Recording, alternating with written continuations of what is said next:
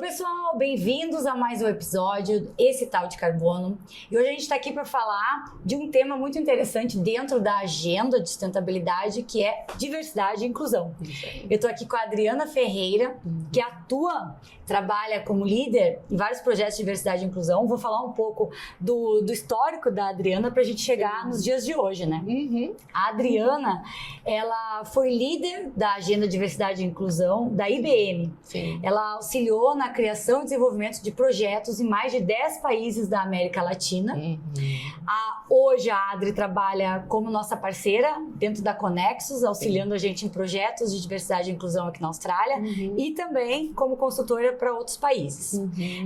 Estou muito feliz em ter a Adri aqui, de começar a falar dessa agenda que é tão importante e diversa, né, nas nossas falas. Sim. Vamos começar, Adri, falando que quando tu comentou comigo de líder de diversidade da IBM e auxiliou em desenvolvimento de políticas, fala pra gente o que é esse desenvolvimento de políticas e o que é a diversidade e inclusão. Então, inicia falando de diversidade e inclusão e esse desenvolvimento de políticas que tu atuou dentro da IBM. Sim. Primeiro, obrigada por contar com a minha presença para falar desse tema que nós somos super apaixonadas, né, e aprendemos e trocamos juntas. Verdade. E esse tema realmente é muito relevante. E na IBM é importante a gente destacar que, como uma empresa de tecnologia, uma empresa global, a IBM já tinha muitos anos, e tem desde os anos 50 quase, agendas e compromissos com a diversidade e inclusão.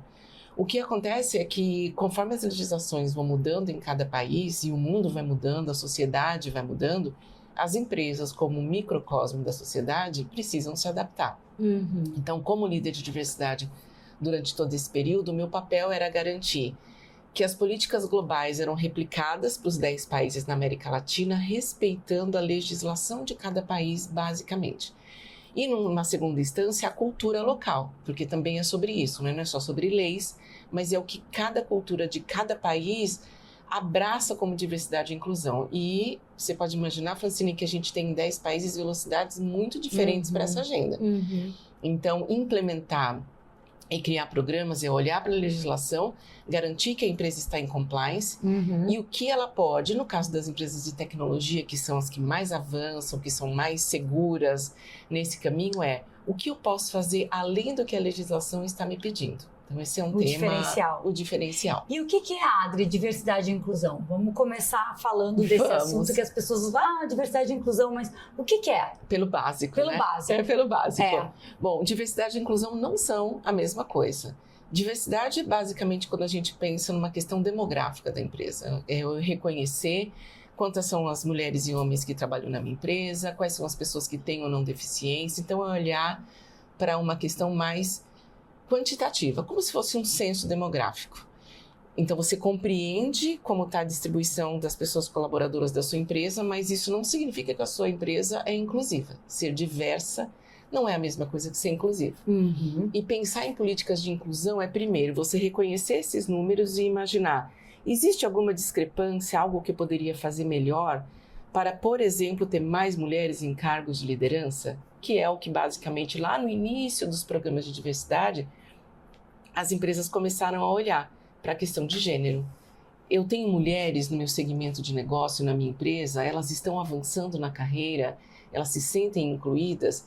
E outras legislações que existem no país, como, por exemplo, a Lei de Cotas no Brasil, que foi criada em 1991, há mais de 30 anos, traz esse componente importante para as empresas, que é o da inclusão.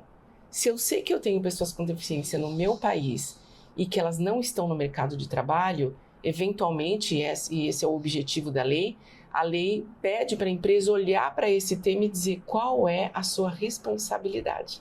O que é que você está fazendo para incluir. Então, diversidade e inclusão é isso, é uma agenda que se complementa e, mais recentemente, o tema equidade passou a fazer parte dessa agenda também. Pois é, e explica pra gente o que é a equidade. Você já deve ter ouvido falar sobre isso, né? E tem até alguns desenhos que explicam o menino numa escada, aí o outro, o pai colocando aquela escada pra ele. Enxergar melhor, né? Então, é uma forma interessante de explicar. Essa foi talvez a figura mais conhecida e tão emblemática para ilustrar o que é equidade, que fala sobre isso. Se eu tenho uma tarefa a ser cumprida, mas as pessoas que estão realizando essa tarefa têm, por força de algo que lhes aconteceu, da sua constituição, da sua formação acadêmica, o que quer que seja, e que impede essas pessoas de desempenharem um papel igual, ou seja, elas têm o potencial, mas elas têm eventualmente algo que as impede de chegar lá. O que é que as empresas e o governo estão oferecendo para essas pessoas avançarem e conseguirem também se sentir incluídas? Então vamos pensar no ambiente escolar antes da gente avançar nas empresas. Se eu tenho pessoas com deficiência nas escolas e elas precisam de algum recurso para que elas possam ler um livro, enxergar uma lousa, acessar um computador, quais são as tecnologias assistivas que deixam que essa pessoa se coloque quase como num pé de igualdade para ter os recursos necessários para entregar o que ela quer? E essa é uma discussão forte no mundo corporativo, porque a gente não quer tirar o crédito que uma pessoa tem por ser extremamente dedicada, por ter conseguido chegar lá, mas a gente não pode deixar de olhar para o que a gente chama de grupos representados. Então a equidade, ela traz esse lugar. Eu estou colocando a minha empresa de uma maneira, os meus processos, de uma maneira que todos possam usufruir deles. Depois vai depender da sua competência, da sua dedicação e do quanto eu posso te apoiar naquilo que você não tem. Fran, não sei se você já lembra de ter ouvido isso, mas que na nossa vida, na nossa carreira, a gente não parte do mesmo lugar. Ainda, se eu tivesse nascido no Rio Grande do Sul, lá na cidade que você nasceu, tivesse eventualmente tido o mesmo recurso familiar, eventualmente a minha experiência na escola ou ao inverso na família não é a mesma. E isso coloca a gente em lugares diferentes de partida. E a gente precisa reconhecer que algumas culturas, pelo machismo, pela falta de coerência, né, com um discurso, por exemplo, de equidade de idade, por exemplo. Como é que em alguns países as pessoas que têm mais de 35 anos não são consideradas para o mercado de trabalho? E isso não é justo. Então, olhar para isso que as pessoas e a cultura organizacional impede esse crescimento, esse desenvolvimento, é equidade de forma geral. Eu estava até falando, agora tu falou sobre essa questão de idade, eu vi até já, tem várias discussões já mostrando, né, que para a aposentadoria está fazendo uma mudança, né, da idade de aposentar, porque vê que pessoas hoje com 65 anos são jovens, né? Nós somos, né, produtivas, só que ao mesmo tempo as empresas ainda têm dificuldade de aceitar pessoas acima de 50 anos no mercado de trabalho. Então é interessante essa análise da política, né? E ao mesmo tempo como linkar a política e as empresas, né? Eu acho que tem também a ver com passa por isso, como trazer as empresas para essa discussão, né? Bom, então acho que a gente já conseguiu entender um pouco dessa análise. Como a gente sempre fala em visões globais, e eu acho que o nosso papel aqui eu sempre, né, falo que a minha ideia é trazer pessoas que falam português, que entendem português para nossa discussão global, porque a gente vive na Austrália, a gente vê algumas coisas que estão acontecendo aqui, que ainda não estão acontecendo no Brasil, ou outras que já acontecem no Brasil e ainda não aqui. A minha ideia é a gente tentar trazer uma visão de como tu vê hoje, analisando Austrália e Brasil, por que uma empresa, basicamente, hoje tu vê que busca projetos de diversidade e inclusão lá e aqui. E quais são esses fatores que tu enxerga, né? Que hoje são realidades das empresas, né? A maioria busca porque eu acho interessante esse tema, ou eu tô realmente vendo que eu tô perdendo funcionários, os meus funcionários estão existindo. Como é que tu enxerga tudo isso? Fran, como consultora, eu vejo um cenário muito distinto, né? Assim como são as empresas, os países e as legislações. E sempre que eu estou numa entrevista de primeira vez que eu estou conhecendo e a empresa nos busca para entender como avançar, eu sempre pergunto, de onde é que vem a sua dor? Por um acaso foi a sua marca que entrou em risco por uma ação que foi feita, por um ato discriminatório que foi feito e que prejudicou alguém, que prejudica a sua marca?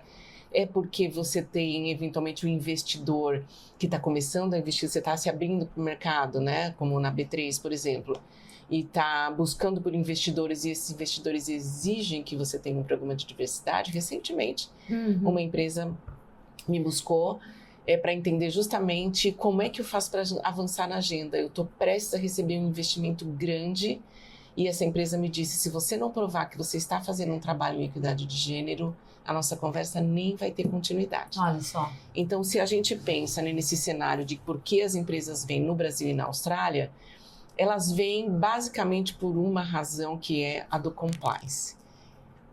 A dor de pagar uma multa, de ter a marca prejudicada, de não ter um investidor, é o que chama mais comumente as empresas para essa agenda. Mas existem muitos líderes, e não só de empresas familiares, mas de grandes empresas, que acreditam na pauta como uma agenda de direitos humanos aplicado ao ambiente de trabalho. Eu gosto muito de linkar essa agenda, porque no final das contas, a gente está falando de sustentabilidade, a gente está dentro da agenda ESG, a gente está cuidando da saúde mental das pessoas colaboradoras. Então, quando você fala, será que os funcionários estão deixando a minha empresa por alguma razão que eu desconheço e ela tem a ver com diversidade e inclusão? Essa também pode ser uma das razões. Mas, normalmente, é aquilo que pesa no bolso das empresas.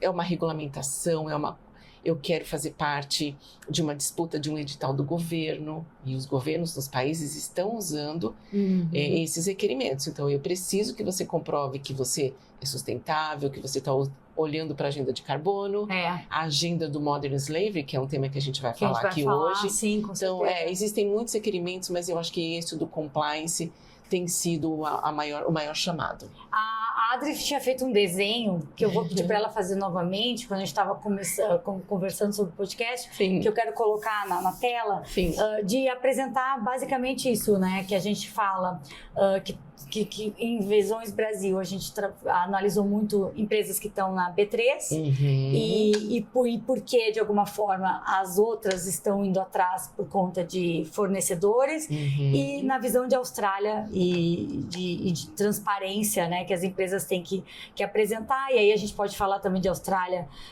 do empreendedor que está aqui, que tem as questões de ser um supplier de Olympic Games e também do Modern Slavery. Então, tenta trazer pra gente esse overview, Adri. Eu acho que fica fácil quando tu desenha, a gente vai trazendo essa discussão. Demonstrar, né, como é que é o meu pensamento sobre isso. Então, agora mesmo eu falei para vocês em relação ao compliance, da importância que existe em cumprir essa agenda. Se a gente olhar especificamente para a questão dos investidores e da Bolsa, e olhar o cenário da Austrália e do Brasil, a gente tem coisas que se unem, que falam, né, mas outras que vão para caminhos diferentes. A primeira coisa é, se eu estou pensando em manter um compliance com aquilo que é exigido pela Bolsa, por trás disso estão os investidores. Eu estou pensando em empresas que querem se abrir para o mercado e que querem ganhar uma maior receita e um investimento externo. Se eu olhar para a Bolsa no Brasil, que é a B3, há alguns anos a B3 colocou uma regra de que as empresas deveriam, é uma regra, na verdade, uma legislação, vamos dizer, que está válida até 2026, onde as empresas deveriam ter pelo menos uma mulher no conselho administrativo da empresa. E depois de talvez 2 anos que isso já estava posto, Francis, eles aumentaram o requerimento para uma pessoa de grupo subrepresentado. Aí você me diz, Dri, e é para a gente refletir mesmo sobre isso, né?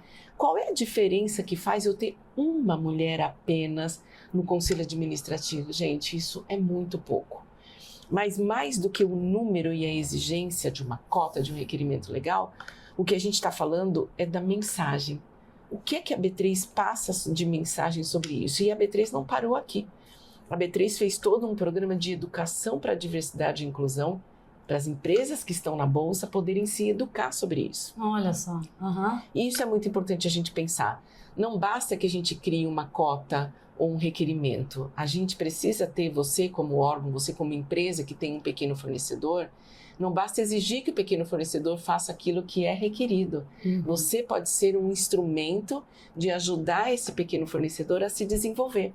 Então, o papel da Bolsa vem como cascateando essa mensagem, essa postura, esse comprometimento com a agenda de diversidade. Tá. Então tu traz que tem que ter uma mulher, né, no board, vamos executivo, dizer, e um grupo subrepresentado. Uma o que pessoa. significa um grupo subrepresentado? Boa pergunta. Aqui você pode ter e escolher entre ter uma pessoa negra, que se auto-identifica como uma pessoa negra nos critérios, né, do Brasil, uma pessoa LGBT ou uma pessoa com deficiência, por exemplo, uma pessoa trans, que seja. Ok. Então, são todas pessoas que nós sabemos que, devido aos seus marcadores identitários, tiveram muitas barreiras e têm ainda hoje para avançar nas suas carreiras. Mas isso não significa que eu vou ter uma pessoa aqui do nada, uma pessoa que não tenha competência para executar o seu trabalho. E isso é uma mensagem que eu já gostaria de deixar muito importante para as empresas que querem investir na agenda. Tá. Não é sobre colocar qualquer pessoa, é sobre você eventualmente ter um plano para desenvolver as pessoas que estão dentro desse grupo subrepresentado para que um dia elas se enxerguem nessa posição. Porque participar de um board executivo não é algo simples. Eu não chego na empresa e faço parte de um board. Com certeza. Eu sou uma pessoa que construiu a minha carreira, que foi reconhecida no mercado, que tem o meu valor, o meu entendimento das coisas. Então, a gente não pode se enganar. Então, o papel da empresa já vem anterior a criar políticas de alguma forma, de dar equidade para essa pessoa estar, né, presente em outras posições internas da empresa. É isso, e começa onde? No recrutamento. Se você pensar, você está se questionando, mas como é que eu começo isso hoje para daqui a 2 anos ter uma pessoa nessa posição? Provavelmente você não vai conseguir. Se você não começou nada de diversidade e inclusão hoje, ter uma pessoa no board, obviamente você pode contratar uma pessoa de fora. Acontece isso, né? De você ter uma pessoa que já tem uma carreira próspera em outra empresa e contratar essa pessoa para fazer parte do teu board. Isso é possível.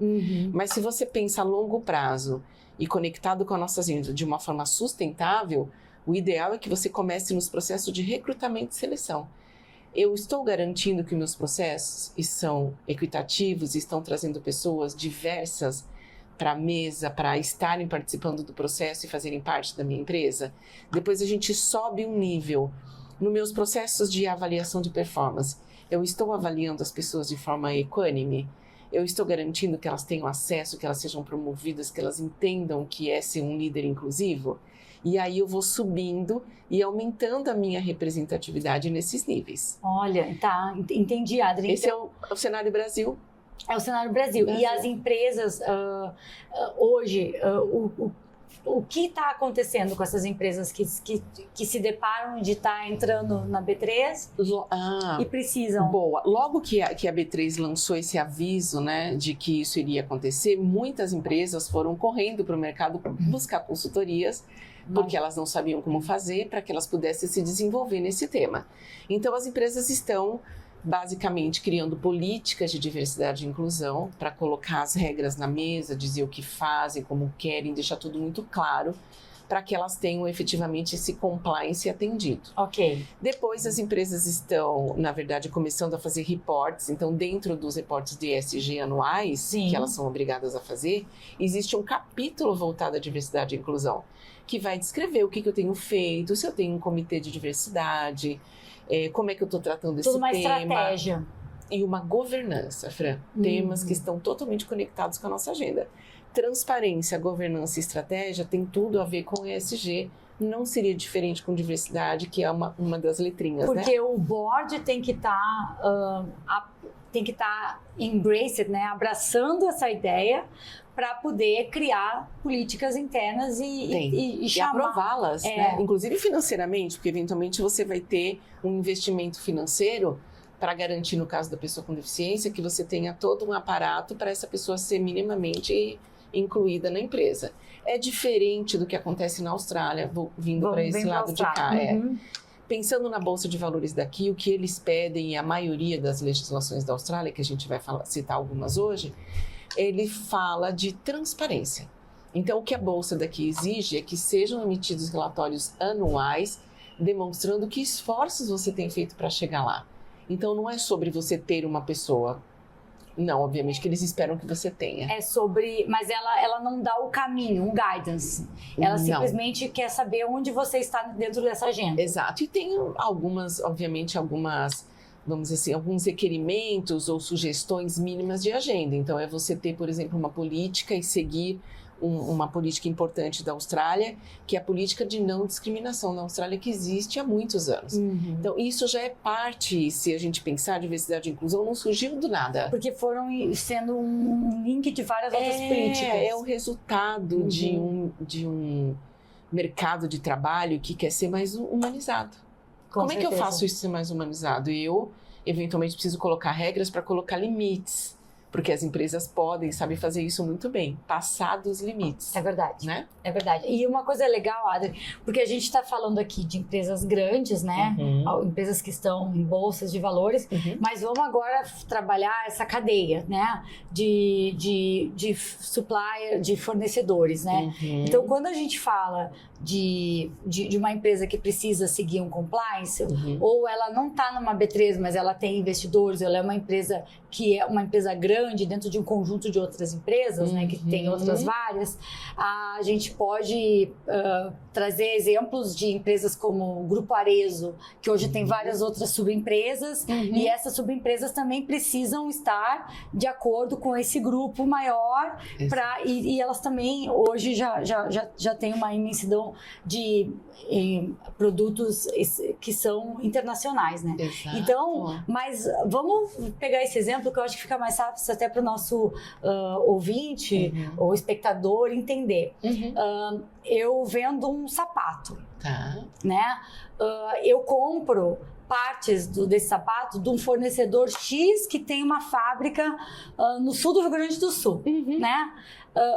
Qual é o papel desse fornecedor que tem uma fábrica com 3 pessoas ali que auxiliam ele, de hoje entender também dessas políticas, né? A gente fala uma sustentabilidade de um modo geral, que a gente sempre fala do ESG, mas vamos para o capítulo de diversidade e inclusão. Qual é o papel dele para manter essa integração dele sendo um fornecedor de uma empresa maior que já está apresentando o que ela faz em termos de diversidade e inclusão? Fran, os pequenos fornecedores e essa cadeia de valor ainda está acordando para essa agenda. É importante a gente pensar sobre isso. E é por isso que a gente está aqui também, né? Para ajudá-los a olhar mais para isso. Mas, olhando o exemplo da B3, que, vamos dizer, na cadeia de valor está lá em cima, a gente deveria pensar que esse cascatear é responsabilidade das grandes. Mas que a pequena não precisa, agora que está ciente de que isso vai alcançá-las, não precisa esperar aqui passivo para ter um chamado. Então, o que tem acontecido hoje no mercado é que as grandes empresas é que estão chamando a agenda dos pequenos, porque elas estão sendo cobradas por isso. Então, vamos imaginar que no caso do Modern Slavery, a gente tem empresas com requerimentos que têm uma receita maior que 100 milhões de dólares, são obrigadas a demonstrar o que elas têm feito para evitar que seus ambientes estejam conectados com o trabalho escravo moderno. Mas a pequena empresa que está lá fornecendo o cadarço do sapato, a borracha, a cola, pode olhar e compreender que o futuro é dos fornecedores que estão alinhados com a agenda dos grandes, com a agenda de sustentabilidade das empresas que tocam as vendas, o comércio no mercado mundial. Então, eu como um pequeno negócio, posso ser pequeno porque eu tenho 3, 5, 50 pessoas, mas o que eu entregue, o valor que eu tenho para o grande, ele é imenso, né? Porque quando a gente fala, às vezes, do pequeno, geralmente as pessoas falam do cálculo de carbono, né? Porque tudo as pessoas hoje linkam que é o carbono. Então, o fornecedor é o scope, né? Porque a gente divide scope 1, 2 e 3. Sim. E o fornecedor entra no scope 3. Então, o fornecedor prestando mais explicações do que ele está fazendo em termos de cálculos de carbono, de emissões que ele tem, ele faz parte da emissão do grande, que é o cliente dele. Que vai contar então, pro grande, as pessoas linkam o carbono, mas agora a gente volta um pouco também para a Austrália do Modern Slavery, é basicamente isso. O grande, vamos dar um exemplo aqui na Austrália do supermercado, né? E vai me corrigindo, Adri, porque esse assunto de Modern Slavery é tua especialista. O grande é um supermercado muito grande aqui, e ele vende um enlatado, uma lata de água de coco, tá? Bom, eu compro, ok. Mas quem é esse fornecedor que te vende água de coco? Exato. É um fornecedor X que paga crianças de 5, 6 anos subir na árvore lá na Indonésia para pegar o coco. ele está linkado com esse supermercado. Exato. Por isso que entra o Modern Slavery aqui também, né? Exatamente. Que é tanto a empresa explicar o que ela está fazendo, como ela explicar o que o supplier dela está fazendo. Para ela mostrar a preocupação dela com o supplier. Porque de alguma forma atinge ela se o supply dela está fazendo algo que não é que vai ao encontro do que ela representa e o que ela hoje está falando que ela faz, né? É isso mesmo. Tá correto, Adri? E isso acompanha o desenvolvimento da própria indústria. Acho que você pode pensar que antes as empresas desenvolviam seus próprios produtos de ponta a ponta.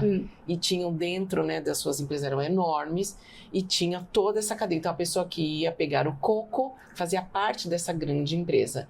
Depois que as empresas começaram a terceirizar e entender que existiam pessoas no mundo todo que podiam fazer esse trabalho, e uma preocupação que é gastando menos, o que significa gastar menos? Significa, minimamente, que a condição de trabalho daquela pessoa pode não ser a mais adequada, que o país onde o trabalho está sendo feito não tem regulamentos suficientes para garantir o uso de APIs ou EPIs, né? Em que a pessoa vai estar protegida de usar um facão, de subir na árvore, de receber um corte. E são tantas coisas que estão envolvidas, porque vai desde do equipamento que a pessoa usa para fazer o seu trabalho, como uma bota, uma roupa que proteja do tempo, do sol, do calor, até a embalagem que você está usando. Então é uma cadeia quase infinita, ela não para. E ela atinge todo mundo. Então a responsabilidade que nós vemos aqui na agenda de ESG, ela vai até no lugar da pessoa que está pegando coco. Com certeza. Né? O que ela está trazendo para dentro de casa, se ela deixa de trabalhar, é a renda de uma família inteira que está deixando de ganhar. De ganhar. E nós, como consumidores, aqui abrindo, né, um pouco mais, a gente tem essa responsabilidade que, olha, eu estou consumindo de uma empresa que tem esse compromisso com a transparência e fazer a coisa certa. Então, respondendo a sua pergunta, o pequeno hoje, como é que ele pode começar a trabalhar? Primeiro é entendendo a legislação que está no país, ainda que ela não te atinja, ainda que não esteja o seu momento ainda de cumprir. Porque a Modern Slavery é para empresas que têm uma receita de 100 de milhões. no mínimo 100 milhões de dólares. Mas tem várias empresas com esse mínimo e essa empresa tem o pequeno, né? Então vamos pensar, a gente está falando de uma empresa X, que não é uma empresa, ela é uma empresa média, ela tem ela tem que começar a prestar Modern Slavery porque ela já está atingindo 100 milhões. Sim. E aí eu tenho um fornecedor dessa grande. Aí vamos falar agora então desse fornecedor. Esse pequeno fornecedor, Isso. Parte disso, sem dúvida, é entender a legislação. O que significa o Modern Slavery? A primeira coisa. E a outra coisa é o que eu vou ser cobrado por essa empresa, porque isso vai me tornar um pequeno fornecedor diferenciado. Obviamente, se eu estou pegando o coco ou se eu estou fornecendo papel, o que quer que seja, eu tenho outros concorrentes no mercado. Ninguém mais faz uma coisa e é a única pessoa que faz aquilo, a única empresa. Então, se eu estou em compliance com isso, se eu estou, por exemplo, fazendo um diagnóstico, que é o tema central da nossa conversa. Como é que eu faço um diagnóstico interno da minha pequena, média ou grande empresa e compreendo se eu estou dentro dessa cadeia que vai fechar lá em cima no grande produtor, no grande fornecedor e está cumprindo esse requerimento de transparência, no caso da Austrália e no Brasil, até do cumprimento de uma lei de cotas. Então, na verdade, a gente fala de países distintos, mas que se linka muito com o que tem que hoje, de alguma forma, mostrar que tem comprometimentos, né? Minimamente o comprometimento. Um comprometimento. Então, a gente fala de um grupo grande de empresas que vai começar, e eu sempre falo do efeito cascata dominó, a começar que aquele fornecedor também comece a cuidar do que ele faz, porque ele pode vir a perder o seu cliente, porque ele não está indo ao encontro dos comprometimentos daquele cliente maior, né? Dos requerimentos. Dos requerimentos. Perfeito. Aí, Adri, para a gente fazer esse link, e continuando a falar da Austrália, e a gente falou do Modern Slavery, e a gente sempre fala aqui das Jogos Olímpicos, né? Sim. E aí é importante falar também que já está tendo, né, alguns guidelines, né, uns guias de como empresas precisam hoje apresentar o que elas estão fazendo para ser um supplier do governo, né? Uhum. E de outras empresas grandes que vão precisar de subsuppliers, né? Subfornecedores. Desde já, Fran. E uma das observações que no documento fala é de pessoas com disability, de mulheres donas de empresa. Eles falam muito do First Nation People, que envolve, né, os aborígenas, os indígenas da Austrália. Também pessoas...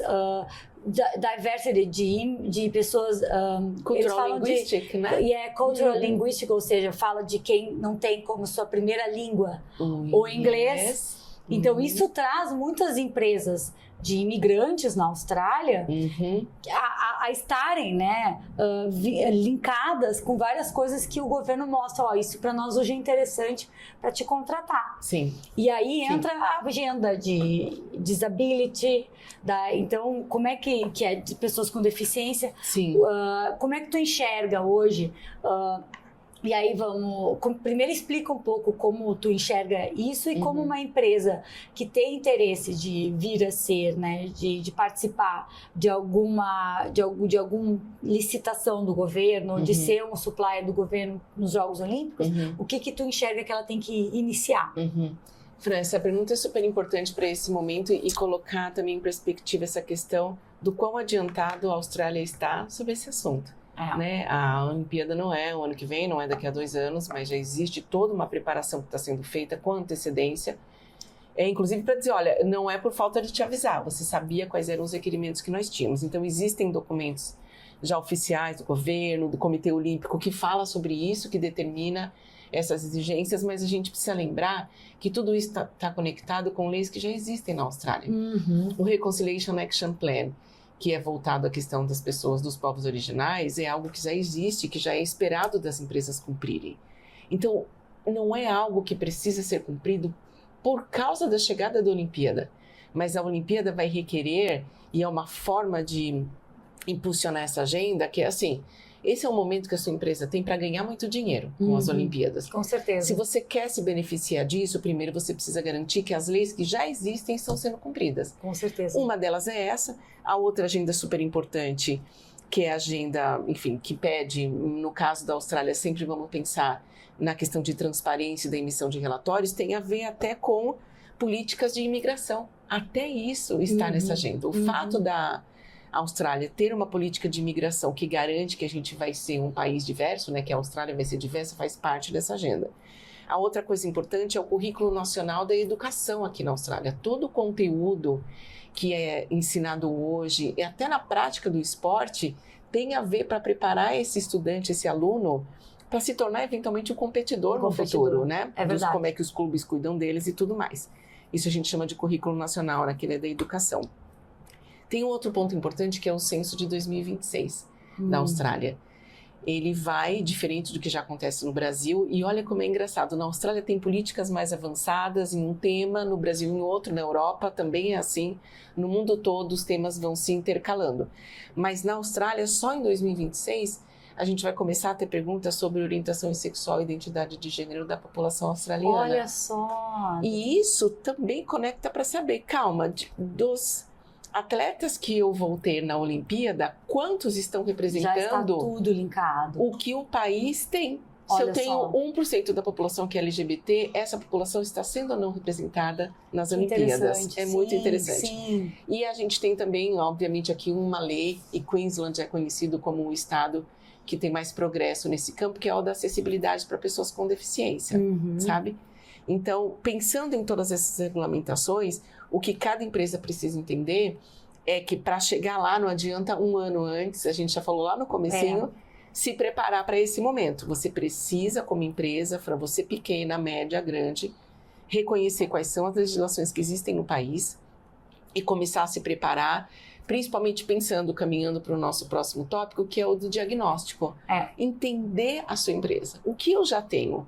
O quão longe eu estou da legislação local, para que você crie um plano de ação estruturado para alcançar isso, preferencialmente antes da Olimpíada acontecer. Porque a ideia dos Jogos Olímpicos, e só voltando um pouco, é fazer um evento o mais sustentável e dentro da agenda do ESG, né? Eu falei aqui do S, porque o nosso tema hoje é de diversidade e inclusão, mas todo o procurement, né, os relatórios que eles já estão dando como guidance para as empresas, para o empresário, é dizer, siga essa agenda de redução de carbono, questões ambientais, de economia circular, se você tem um produto, e as questões sociais, para você estar compliance, para ser o nosso fornecedor. E uma coisa que eu já estou falando muito para as empresas aqui, e a gente atua muito com empresas médias e pequenas, você pode ser um fornecedor dos Jogos Olímpicos,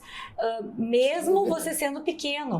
Por quê? Porque você vai estar à frente de competidores que não vão estar ainda fazendo o que o governo está exigindo. E se chegar no dia, o governo vai dizer, não, tem 10 empresas. Eu vou dar um exemplo de uma empresa de limpeza que a gente fez há pouco um projeto para eles, porque eles querem avançar nessa agenda e fazerem limpezas de estádios.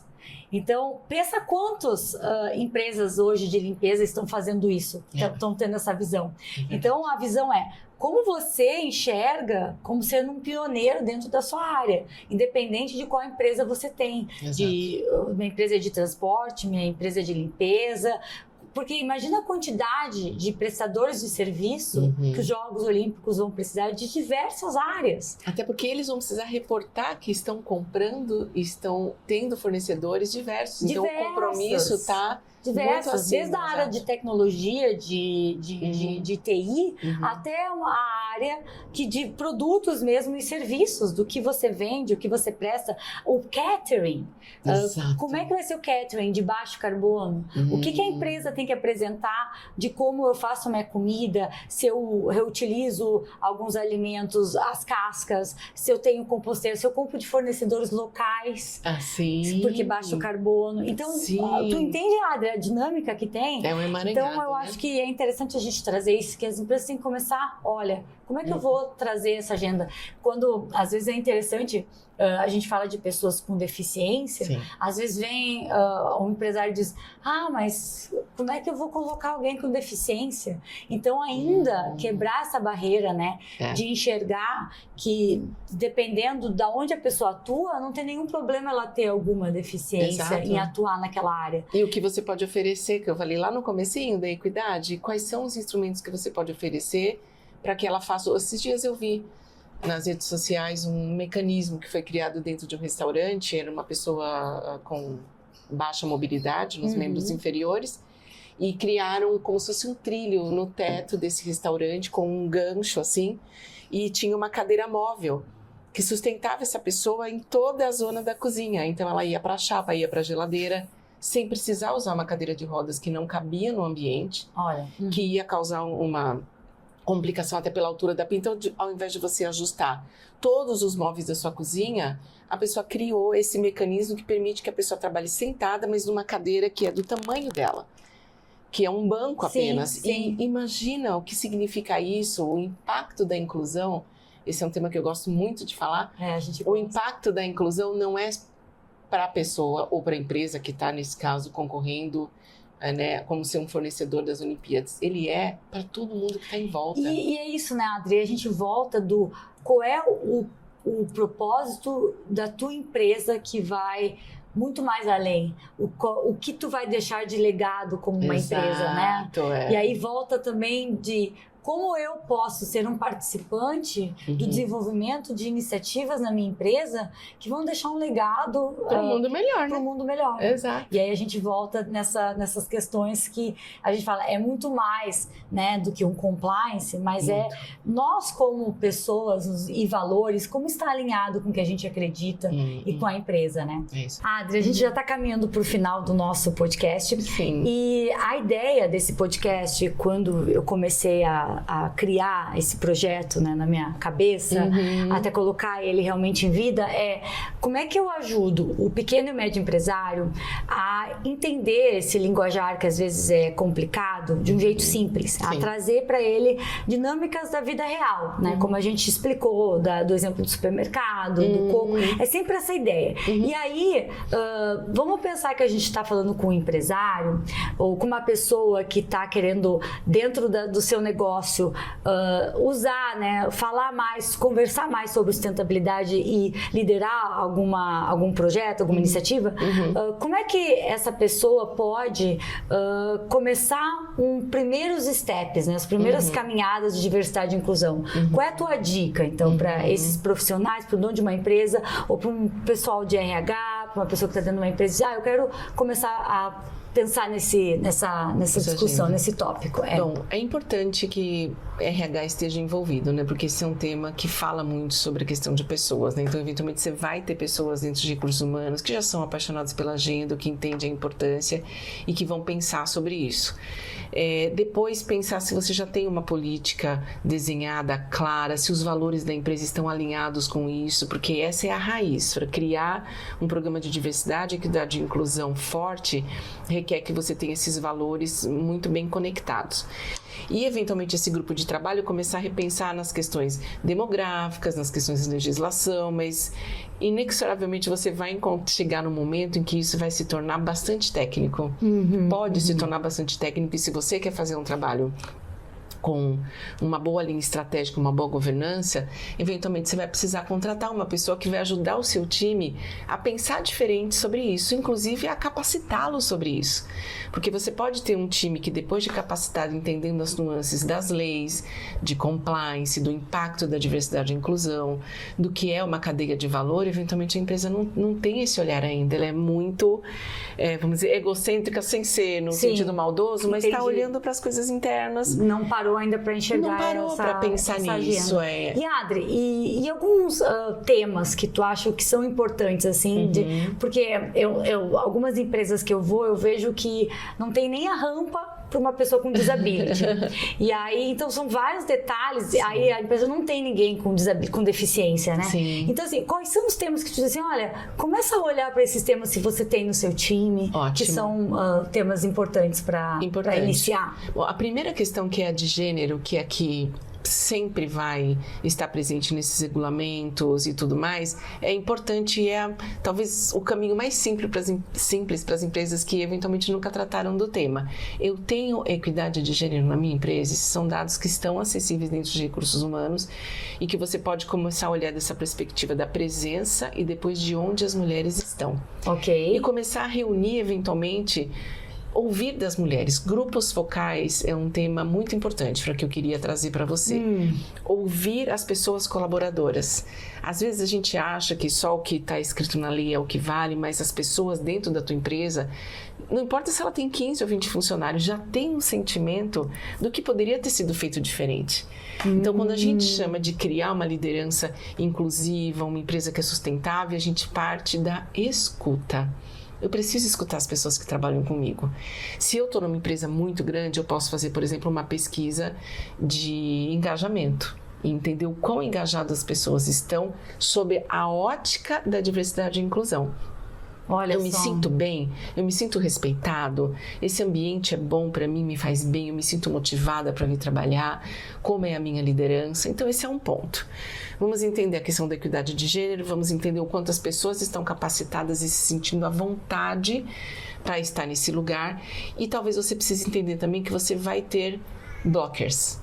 Vão existir, não só do ponto de vista financeiro, mas de pessoas que não vão compreender essa agenda ainda, que nunca pensaram nisso no ambiente de trabalho. Com certeza. Pensando numa agenda um pouco mais profunda, que é a questão aqui da Austrália, no caso dos povos originários, a sua empresa já pensou ou já olhou se existem pessoas aborígenes que trabalham na sua empresa, que gostariam de trabalhar?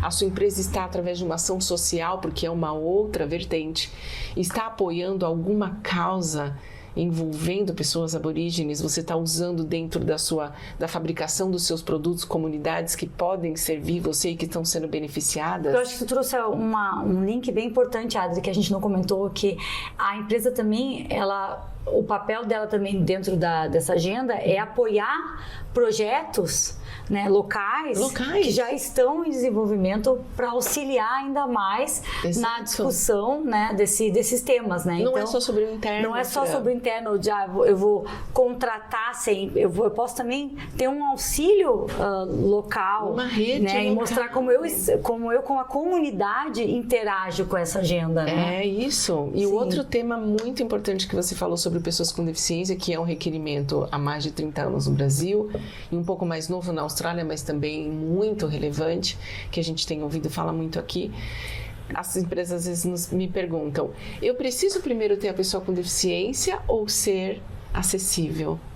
Eu vou investir numa acessibilidade que eu nem sei se vou encontrar um recurso capacitado para vir trabalhar comigo? E o meu papel como defensora dos direitos humanos é dizer, você não precisa esperar que alguém esteja trabalhando com você, ou que o seu ambiente, você não precisa esperar que o seu ambiente esteja 100% acessível para trazer a primeira pessoa.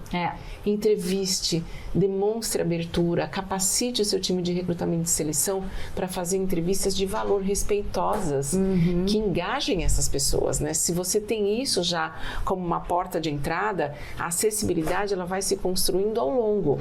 E começar antes de estar pronto, né, André? Exato. E por que isso é tão importante, Fran? Porque cada deficiência é uma.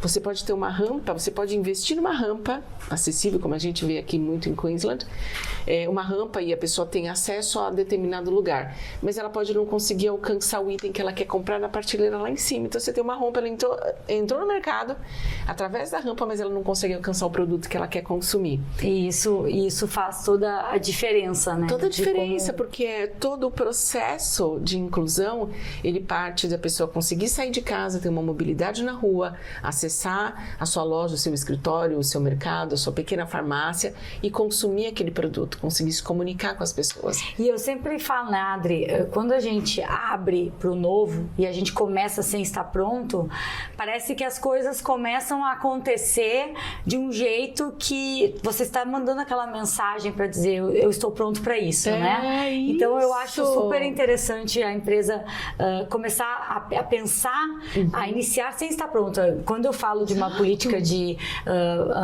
das questões de lixo, economia circular, carbono, eu digo, começa mudando, começa reinventando o layout, criando novas políticas da pessoa trazer a sua própria caneca. São coisas simples, mas eu vou iniciar sem fazer um planejamento. Começa alguma coisa, né? É a dinâmica do 1% melhor todo dia. Adri, então, para finalizar agora, vem a parte que eu faço duas perguntas para o nosso entrevistado. Tá bom. Porque a ideia é sempre a gente compartilhar conhecimento. E eu digo que uma coisa que ninguém tira da gente é conhecimento. Sem dúvida. E com certeza cada um dos convidados, eles agregam um diferencial. Então, sempre quando eu faço essa pergunta, eu digo, não precisa ser algo específico da área, mas algo que te tocou. Então, é uma dica de um livro ou de um documentário, algo que te tocou. Tá. E a segunda pergunta é da questão de o que é ser uma empresa trailblazer, uma empresa pioneira. E o que tu enxerga que hoje, nos dias, né, de hoje, toda essa mudança que as empresas têm que transformar a visão de ser empresa, o que é ser uma empresa pioneira? Então vamos começar pela primeira e passa uma dica para nós. Eu diria que um livro que me ajudou muito na missão de líder de diversidade foi O Lugar de Fala, da Djamila Ribeiro, que é uma filósofa, né, brasileira, uma mulher negra e que veio trazer uma luz para uma discussão muito antiga, que era essa questão do lugar de fala. Será que você, como uma mulher branca, cisgênero, heterossexual, pode advogar em razão da diversidade e inclusão? Você pode falar de um lugar ou em nome de uma mulher negra, de uma pessoa com deficiência?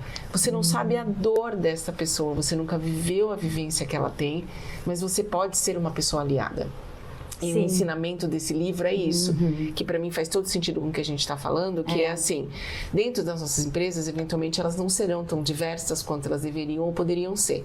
Isso não significa que a sua equipe não esteja preparada para compreender esse cenário.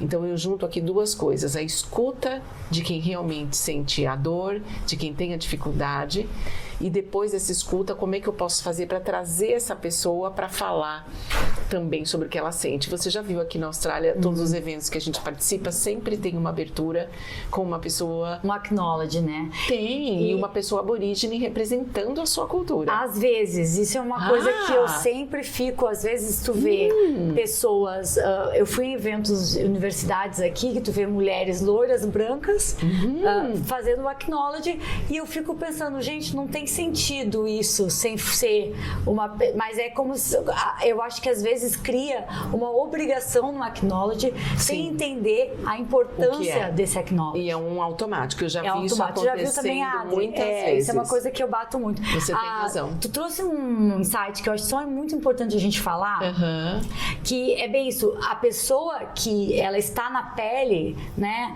ela realmente sente aquela ferida e ela tem muito mais poder de explicar o que ela sente do que uma pessoa que vai criar políticas às vezes para ela, que, né, e eu achei um link interessante porque somos imigrantes, né, eu vivo na Austrália, a Adri também, mas somos imigrantes, a gente sempre diz que o imigrante nunca mais é 100% o seu país, né, então a gente não é 100% Austrália, não é 100% Brasil, a gente vive numa política de um imigrante que vai se reconectando, né, e sempre trazendo identidades e valores internos.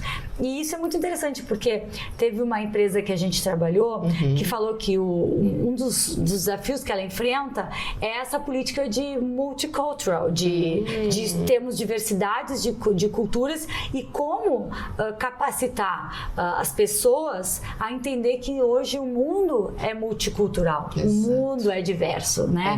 A diversidade já está posta, Fran.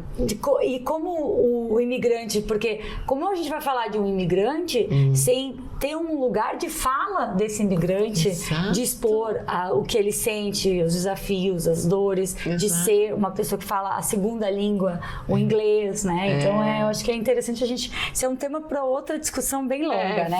Fica a dica do lugar de fala da Jamila Ribeiro. Muito bom. E o último é as empresas inovadoras. Isso. Eu quero seguir um pouco da sua linha, porque é o que eu acredito também, que é a gente não precisa inventar a coisa que nunca foi feito. Está absolutamente preparado para ser uma empresa muito... A gente pode começar de pequenas coisas. E uma empresa inovadora, para mim, no campo da diversidade, sempre foi aquela que olha para além do que está na legislação. Eu sei o que é requerido de mim, mas eu também sei que isso é o mínimo e que eu posso ir além. Então, se eu não sou ainda uma grande empresa que está sendo cobrada por um requerimento do Modern Slavery, eu quero dar exemplo. Eu quero fazer isso de uma maneira diferente. A gente tem aqui o Reconciliation Action Plan na Austrália e às vezes a gente acha que só grandes empresas podem fazer isso, mas não. Cada um de nós, cada pedaço de terra que nós vivemos aqui na Austrália pertenceu no passado a uma pessoa aborígene. Reconhecer que elas estiveram aqui, que essa terra foi tirada delas e que elas têm um direito a ter os seus cultos, a, enfim, criar os seus filhos e manter a sua cultura, não é só um knowledge que você fala, mas é algo que a gente precisa sentir. Então, ser uma empresa inovadora passa por isso. O que eu posso fazer além do que é esperado, é a primeira coisa. E segundo, como é que eu impacto a minha cadeia de valor, a sociedade onde eu vivo, o povo que está ao redor de onde está a minha empresa, para que a gente crie um mundo melhor. E isso a gente fala de Austrália e Brasil, né? A gente trouxe o exemplo do First Nation People, mas no Brasil a gente tem tantos outros exemplos, inclusive os nossos indígenas. E todas as outras legislações e como a empresa inicia, né? Eu digo, como iniciar, como fazer esse papel de olhar além, né, da sua empresa e ter esse olhar mais amplo, porque no final somos circulares, né? E como a gente enxerga hoje a empresa mais circular em termos de todos esses temas que hoje são importantes eu acho que é uma forma de abrir os olhos, né? Eu digo, as leis vieram de alguma forma, elas obrigam as empresas, mas é tão mais fácil você simplesmente enxergar e dizer, como independente de lei eu posso, né, ser uma empresa que atua e enxerga, né? Proativamente. Tem duas palavras, acho que para fechar assim tudo que a gente disse, duas palavras que regem essa agenda. Uma é a proatividade e a outra é a intencionalidade. Internacionalidade. Eu tenho que ter a intenção de fazer algo diferente, porque no final das contas tudo volta pra gente.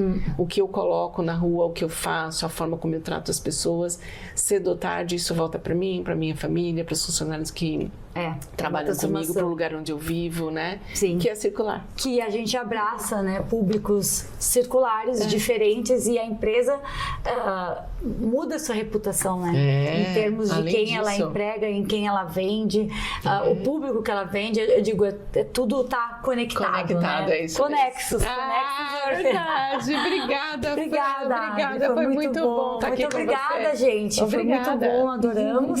Foi ótimo. Não esquece de seguir a gente nas redes sociais. Quanto mais gente vê o episódio, espalhar, compartilhar, mais conhecimento a gente está colocando dentro das redes sociais, das social media, do algoritmo. E é essa a ideia, a gente poder espalhar conhecimento dentro dessa agenda de sustentabilidade. É isso mesmo. Tchau, gente. Obrigada.